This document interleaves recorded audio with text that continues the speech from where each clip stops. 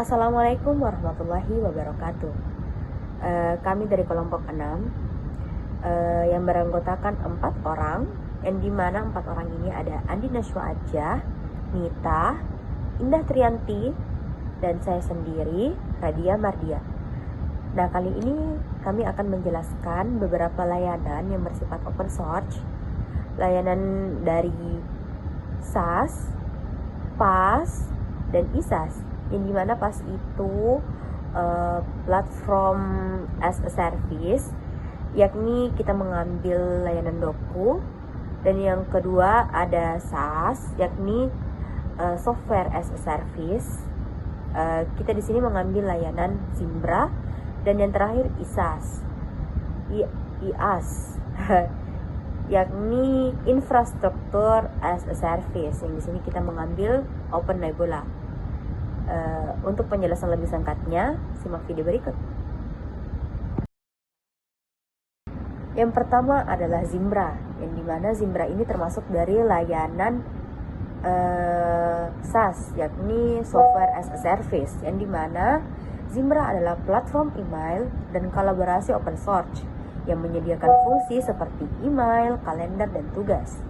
Zimbra adalah layanan kolaborasi open source yang menyediakan solusi email, kalender, kontak, file sharing, dan lain sebagainya, baik secara on-prem ataupun cloud. Adapun kelebihan Zimbra, yang kita dapat itu ada 6 kelebihan dari Zimbra. Yang pertama adalah open source. Kenapa open source? Karena Zimbra ini adalah kode sumber yang terbuka sehingga gratis dan mudah disesuaikan. Yang kedua ada lengkap. Kenapa lengkap? Karena Zimbra ini dia itu menyediakan banyak fitur kolaborasi dalam satu paket perangkat lunak. Yang ketiga adalah itu dia mudah digunakan. Kenapa? Karena Zimbra itu dia itu antarmuka, web email yang intuitif dan mudah digunakan oleh pengguna. Yang keempat adalah terintegrasi, karena semua modul kolaborasi like email, kalender, dan kontak itu dia terhubung erat. Yang kelima itu adalah skalabilitas. Mengapa skalabilitas? Karena Zimbra ini dia dapat digunakan mulai dari lingkup kecil hingga lingkup yang terbesar. Yang terakhir adalah multi-platform, yang dimana klien Zimbra itu tersedia untuk Linux, Windows, dan macOS. Kelemahan Zimbra itu ada 5, yaitu dokumentasi, di mana dokumentasi Zimbra dinilai masih kurang lengkap. Kedua, performa pada traffic tinggi bisa menurunkan performa server dan memerlukan resource yang baik. Ketiga itu personalisasi, akan sedikit sulit untuk mengubah dan menambahkan fitur di luar standar Zimbra. 4, yaitu keamanan, beberapa celah keamanan ditemukan pada Zimbra. Kelima, dukungan, sebagai open source, dukungannya terbatas kecuali versi yang berbayar. Dan bagian doku adalah platform PaaS yang ringan memungkinkan pengembang untuk dengan mudah mendeploy dan mengelola aplikasi dengan menggunakan Docker containers, dan juga Doku adalah platform open source untuk mendeploy aplikasi ke server sendiri menggunakan teknologi kontainer Docker dan kompatibilitas Heroku. Selanjutnya yaitu kelebihan Doku. Yang pertama itu open source. Doku 100% gratis dan terbuka. Yang kedua itu mudah digunakan, antarmuka dan perintah sederhana mirip Heroku. Yang ketiga itu ringan. Doku ringan dan memiliki resource overhead yang rendah. Yang keempat itu skalabilitas. Bisa digunakan untuk aplikasi kecil hingga besar. Yang kelima itu Docker, yaitu memanfaatkan kontainerisasi dan isolasi. Yang keenam itu dukungan Heroku Build Pack. Adapun kelemahan Doku yaitu yang pertama dokumentasi. Dokumentasi resmi dinilai masih kurang lengkap dan sedikit membingungkan. Yang kedua itu fitur terbatas, tidak selengkap PaaS komersial. Fokus hanya ke development aplikasi. Yang ketiga itu performa, kurang cocok untuk aplikasi yang membutuhkan. Yang keempat itu orkestrasi terbatas, tidak memiliki manajemen cluster seperti Kubernetes, hanya single host.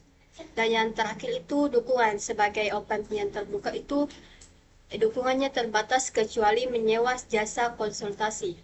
Open Nebula yaitu platform open source untuk manajemen infrastruktur cloud termasuk penjadwalan dan orkestrasi sumber daya. Open Nebula juga untuk automasi dan orkestrasi privat cloud on-premise maupun hybrid cloud menggunakan virtualisasi KVM, Docker, ataupun VMware. Selanjutnya yaitu kelebihan Open Nebula. Yaitu pertama, open source, kodenya terbuka gratis dan bisa dimodifikasi.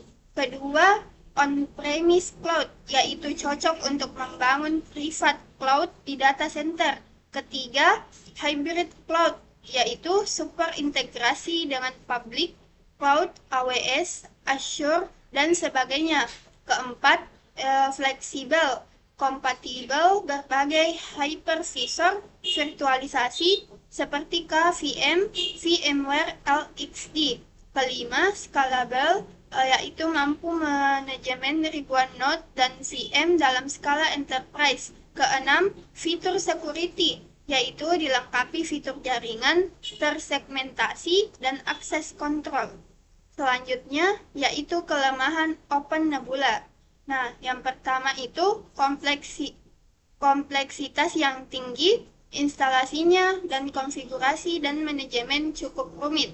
Kedua, kurva belajar curam, yaitu sangat dibutuhkan skill Linux dan jaringan yang solid. Ketiga, dokumentasinya dinilai masih lemah dan membingungkan. Keempat, K, yaitu Kubernetes Engine Integration, yaitu integrasinya dengan Kubernetes masih sangat terbatas. Kelima, GUI terbatas, yaitu antarmuka grafisnya tidak sesophisticated, vSphere atau OpenStack. Cukup sekian dari kelompok kami. Lebih dan kurangnya mohon dimaafkan. Saya akhiri. Wabillahi taufiq wal hidayah. Wassalamualaikum warahmatullahi wabarakatuh.